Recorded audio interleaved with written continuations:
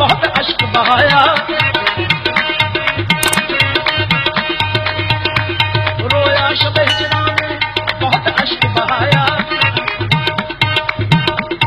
अपने में मुसव्विर को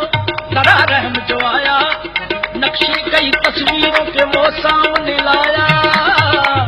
बोला कि ये यूसुफ है, ये ईसा है, ये मूसा, मैंने कहा इनमें से किसी पर नहीं शैदा, जब सामने लाया वो शबीह है शहवाना, देखा उस वक्त ज़बान से मेरी निकला मुख चंद बदल शाहजहानी मत्थे चमके लाल नूरानी काली जुल्फ से मस्तानी मखबूल यकी इन मज़हबिया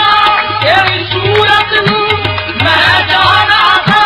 जाना के जाने जाना था, सच आँखों पे रब की शाना था,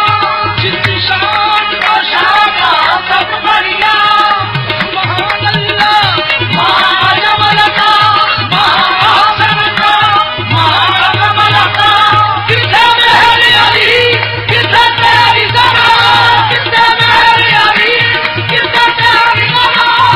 उस आँखों की किसे जालनी ना आता कोई